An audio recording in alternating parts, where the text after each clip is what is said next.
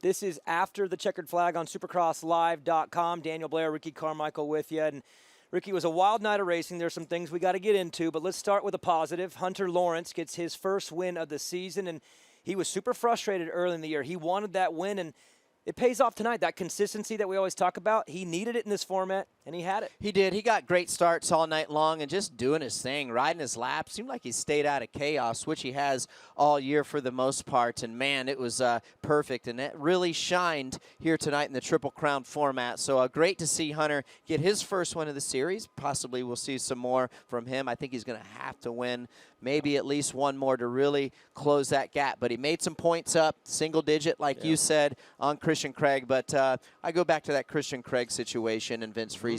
He got robbed tonight. Yeah, he did. Okay, so Christian Craig was clearly the fastest rider on the track. He was dominant in the other two races. But in race 2, that's where the drama unfolded, and you weren't very happy with what you saw. I don't think I'm the only one that wasn't happy. And that was just that was a bold move by Vince Freezy, and that's a move that didn't need to happen. When you're racing at that level, at the front, contending for wins and podiums, you have to have more race etiquette than that, and that was a very poor decision on Vince Freezy's part. Christian Craig's lucky he didn't get hurt. Oh, yeah. Vince Freezy's lucky he didn't get hurt. Vince Freezy, I also think, took a podium position away from himself, so he hurt himself by doing a move like that. I mean, it's just, you can't do that kind of stuff. No, you can't make those kind of, it was the first lap. He should have just stuck to the inside. And, yeah, he needs to have a serious learning lesson with himself from that. I mean, even just go from the safety standpoint. Right. I mean, you know, he blows down Christian Craig. Christian Craig goes flying off the track. You know, he's hitting, you know, he's landing on the concrete, and it's just uncalled for. You don't have to do that at that level. And Vince Freezy, I feel like he's been in a position this year that he's never been in, contending for podiums.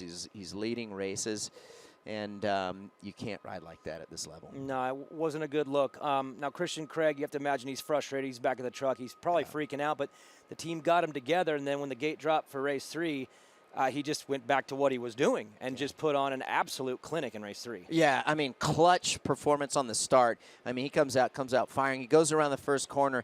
He went through that first rhythm section on those tabletops. He was jumping. He was scrubbing off the tabletops. I mean, he was definitely could tell that he was fired up, and it was important for him to go get that win and maximize the position that he came from on the second race. Sorry. Yeah. So many races tonight. But good to see Joe Shimoda on the podium. You know, I feel like he's been underperforming this year. It's kind of been frustrating for him is what he's been telling us. So great to see Joe finally on the podium again. And maybe he'll get it turned around. And Michael Mosman. Yeah, tough night for him. Inconsistent night, right? The first turn crash. That's tough. That's first turns. You never know. But race 3, the crash that he had all by himself, just threw himself out of it. And if you're looking at the championship now, Ricky, he lost a lot of ground on a night when he could have made up points on Christian Craig. Well, and that's right, Daniel. So now he's in a must situation. Now he'll get some opportunities when they do the East-West shootouts and all that fun stuff, but still, now he's going to have to go win. Yep. And when you have the combined races, the shootouts, I mean, it's just even that much harder to win. You know, there's double the guys, double the talent. So it's uphill battle for him. I think it's going to come down to Hunter Lawrence and Christian Craig. Yep. 1 round left in the 250 West before we go east. They'll get that break. 450 class. Eli Tomac is statistically incredible in the Triple Crowns. He's been great over the years. So you come in thinking he's going to be pretty good. Well, he was pretty great tonight, and it all started with the starts. Yeah, I mean, he came out. We were talking about it. We talked about it a lot on the show, and it's like he timed that gate drop so perfectly. It's almost like the guy hit the button that drops the gate, saying, "Hey, I'm going to drop it at this second, so just dump the clutch and go."